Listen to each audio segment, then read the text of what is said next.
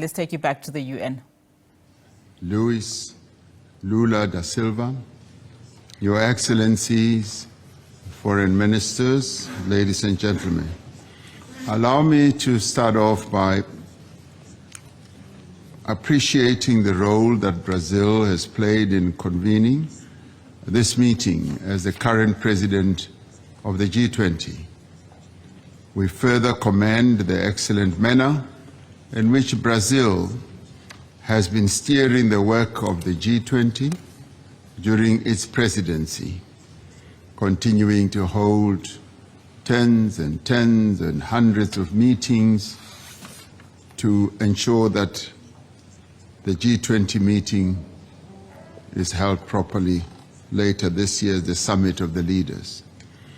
It has been an auspicious start to the 79th session of the UN General Assembly. We convened the Summit of the Future, at the end of which the Pact for the Future was adopted. The Pact is a blueprint in many ways for a sustainable, just and peaceful global order for all the peoples and all nations. In your address, Secretary General, to the General Assembly yesterday, you highlighted the fragilities and fray at the seams of our global order, a world of impunity, of inequality, and of deep uncertainty. We concur with your sentiment that the challenges our world faces may be daunting, but they are not insurmountable. Our meeting today reaffirms our conviction that as we strive to overcome these challenges, the United Nations must remain a centerpiece of multilateralism. At the same time, it must be modernized to make it fit for purpose and more effective, more agile, and more forward-looking. The UN needs to be inclusive. It needs to represent current geopolitical relations and the prevailing international realities. The G20's call to action on global governance reform that will be adopted today at the Foreign Ministers' meeting is therefore timely and also necessary. South Africa is committed to the reinvigoration of the multilateral system and the reform of the global governance institutions to make them more representative. It is not without significance that the countries of current Troika are all from the Global South. The reform of the global financial architecture in particular must be the rising tide that lifts the fortunes of the most needy and vulnerable in the world. Deepening inequality and chronic underdevelopment are the cost if we fail to act now. The quest for mutual, shared and equitable prosperity necessitates that we undertake bold and decisive reforms to create a stable and inclusive international financial architecture. And these reforms are urgently needed to broaden and also to strengthen the participation of developing economies in the international economic decision-making system. South Africa is concerned about the slow progress that is being made in reforming the multilateral trading system. While the WTO Ministerial Council has registered some progress, much work remains to be done to ensure global trade is development-focused and sensitive to the climate change imperatives that the world faces. South Africa assumes the G20 presidency from the 1st of December 2024 to November 2025. This is approximately 5 days before the deadline to the UN 2030 Agenda for Sustainable Development. The next 5 presidents of the G20 will have to focus their efforts on accelerating progress towards the attainment of the SDGs. At the launch of the special edition of the Sustainable Development Goals Progress Report on the 25th April 2023, the Secretary General drew attention to the gravity of the situation. Just 12% of the SDG targets are on track. Progress on 50% is weak and insufficient. On more than 30% of the SDGs, we have stalled or gone into reverse. If we are to meet the 2030 deadline, a paradigm shift is necessary. South Africa has adopted as the theme for the G20 presidency, solidarity, equality, and sustainable development. We aim to mobilize countries of the world towards taking practical steps that will resolve global challenges while strengthening international cooperation within a rules-based system. In an interconnected world, the challenges faced by one nation affect inevitably all nations. Through solidarity, we seek to advance a unified and mutual support among nation members. By advancing equality, we seek to ensure fair treatment, opportunities and advancement for all individuals and nations. This must be irrespective of their economic status, their gender, their race, their geographic location, or other characteristics. Sustainable development is about meeting the needs of the present without compromising the ability of future generations to meet their own needs. The pace of mobilizing the necessary resources to ensure that countries with developing economies meet the SDGs does not just have to be accelerated, it has indeed to be turbocharged. South Africa's G20 presidency will place Africa's developmental priorities at the top of its agenda. A prosperous, developed, and stable Africa is a central pillar of our foreign policy. In this, we are guided by the priorities contained in the African Union's Agenda 2063 that talks about the Africa that we want. We will work in close collaboration with the African Union, which has now been admitted as a member of the G20. South Africa's G20 presidency provides us with a great opportunity to advocate for and mobilize support for developing economies of Africa, but also of the Global South. In doing so, we will build on the efforts and successes of the Indonesian, Indian, and Saudi Arabian and Brazilian G20 presidencies. With less than 6 years to go before 2030 for the attainment of the UN Agenda for the Sustainable Development, we are at a crucial inflection point in humanity's history. As the G20, we have an important role to play in fulfilling the aspirations of the UN Charter for social progress and for better standards of life and for larger freedom for the peoples of the world. In this regard, the UN Charter highlights the employment of international machinery for the promotion of economic and social development for all people. By strengthening and reforming multilateral mechanisms and institutions, by deepening economic cooperation, we can indeed realize a better world free from the twin scourges of inequality and underdevelopment.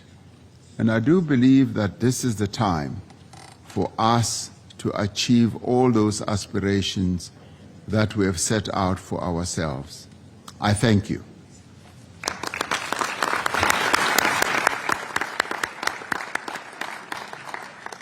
I thank the President of the Republic of South Africa, His Excellency Cyril Ramaphosa, for his remarks, and I now have the honor of asking His Excellency Luiz Inácio Lula da Silva, President of the Federative Republic of Brazil, to deliver his speech. Excellency, the floor is yours.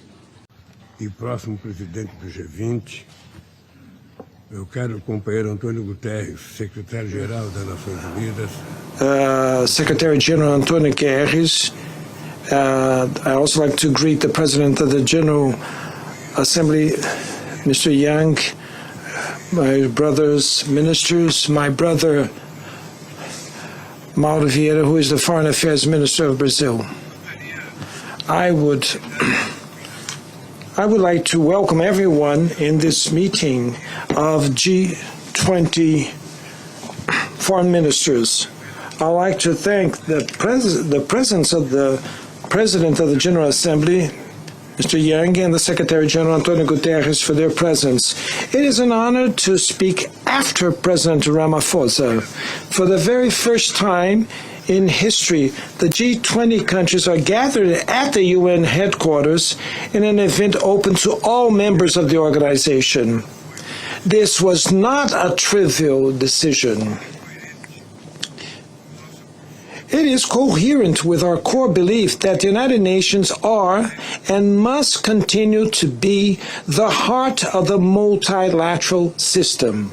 Brazil is working hard to ensure the G20 agenda can present concrete advancements. At the core of our priorities is the fight against inequality in all its forms. This concern pervades the three pillars that guide our presidency. The first is social inclusion. In July, we adopted the foundations of the Global Alliance Against Hunger and Poverty, which is now open for membership and will be officially launched in November. The Alliance will mobilize technical and financial resources to promote a pool of public policies with confirmed efficacy against these scourges. The second pillar is addressing climate change. The G20 is responsible for 80% of all greenhouse emissions, as our president said. Its leadership in the mission to restraining global warming will make all the difference to our entire planet. Brazil has brought to the climate debate stakeholders such as central banks, public development banks, so as to ensure a fair transition. We have approved the first document, bioeconomy, that was multilaterally agreed upon. The third pillar is the reform of global governance, the main focus of this meeting. As I said yesterday in my speech at the opening of the General Assembly, the international community is running around in circles. We have not been able to respond to global challenges because we exchange multilateralism for unilateral actions or excluding arrangements. We have not been working together because multilateral institutions have lost their credibility. To break through this vicious circus, we need the courage to change. It's so that we can overcome our differences. Our response capacity is particularly impaired by the lack of representativeness that affects international organizations. If the wealthy countries wish to have the support of the developing world to address the multiple crises of our time, the global South must be fully represented in the main decision-making fora. This requires at least three major focus areas which are reflected in the call for action endorsed by the G20 and that the chancellors will discuss this morning. The first is to eliminate the strongly regressive character of the international financing architecture. Developing countries face disproportionate costs and difficulties for obtaining funding when compared to the rich countries. The interest rates imposed upon the global south countries are much higher than those applied to the developed nations. The level of indebtedness that severely affects some developing countries strangles any investment in infrastructure, well-being, and sustainability. In 2022, the difference between the amounts paid by the developing world to foreign creditors and that which it received was of $49 billion. There's more money coming out of these countries than going in. Taxes on the super rich is a way to fight inequality and to redirect resources to development priorities and climate action. The UN and its Secretary General must once again occupy a central role in the discussions about economic and financial issues of global relevance. When the IMF and the World Bank were created, their executive boards had 12 seats for a universe of 44 countries. Today, there are 25 seats for over more than 193 countries. If the original proportion had been kept, these boards should have now at least 52 seats. The rationale of exclusion is reproduced in several levels. In the green funds, forest and mega-diverse countries are forced to share seats, while wealthy countries occupy the exclusive seats. The second pillar is rethinking the international trade system. Nobody remembers anymore of the Doha development round. The WTO is currently paralyzed due to geopolitical and economic interests. Reversing the new drive towards protectionism, which disproportionately impairs the developing countries, is key to ensuring a more equitable trade. These changes will have limited impact in the absence of effective reforms. The third pillar is promoting a comprehensive reform of the UN. At the time of its inauguration in 1945, the member states opted for collaboration to prevent fragmentation.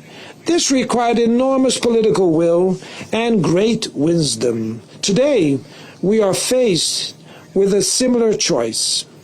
51 countries that founded the United Nations. Currently, we are 193 member states. Brazil stands firm in its historic position. The UN must always be at the center of global governance. The organization is going through a crisis of trust, which must be reestablished. The Pact for the Future represents an important step in this direction. However, we cannot avoid structural transformations. The General Assembly, in the UN's most democratic level, in it, each state, regardless of the size of its population or of its economy, has the right to express its voice. We must also strengthen other bodies, such as the Economic and Social Council. The ECOSOC must occupy its place at the forefront of the promotion of sustainable development. It must fulfill a more active role in monitoring the goals of the 2030 Agenda and beyond, and of the climate commitments. In its current configuration, the Security Council has proven incapable of solving conflicts and even less capable of preventing them. Its procedures lack transparency. Its decisions lack coherence. Millions of people suffer the consequences. Millions of people suffer the consequences of this inefficiency. With more representativeness, especially from Africa and Latin America and the Caribbean region, we will stand more chances to overcome the polarization that paralyzes the Council. So that's why Brazil considers to present a proposal to call for a conference to review the UN Charter on the basis of its Article 109. Each country may have its own vision regarding the ideal model for reforming the global governance system. However, we must all agree that the reform is fundamental and the reform is urgent. Ladies and gentlemen, criticizing without taking action is a sterile exercise that ends in discouragement. But admitting that there are cracks to be repaired is the very first step into building something better. Each day we go by with an archaic and excluding structure is a day lost in the quest for solutions for the grave crisis that afflict humanity. I am certain that everyone here is committed to the future of the United Nations and will work with dedication in favor of a just world and a sustainable planet, as the motto of our G20 presidency states. You can count on Brazil to promote a renewed and invigorated multilateral system. I wish you all a great meeting. Thank you very much. All right, there we have it. Outgoing G20 chair, Brazil's President Lula da Silva there, concluding his remarks at the G20 foreign minister. Of course, before him, it was statements by the UN Secretary General Antonio Guterres, as well as incoming chair, President Cyril Ramaphosa, were heard also today. During his address, of course, President Cyril Ramaphosa commending the work done by Brazil and especially President Lula as South Africa takes the reins for next year. As you know, South Africa assumes the G20 presidency from the 1st of December 2024. The country is importantly also gearing to host the G20 summit in 2025. We'll continue then to unpack all of those addresses throughout the program.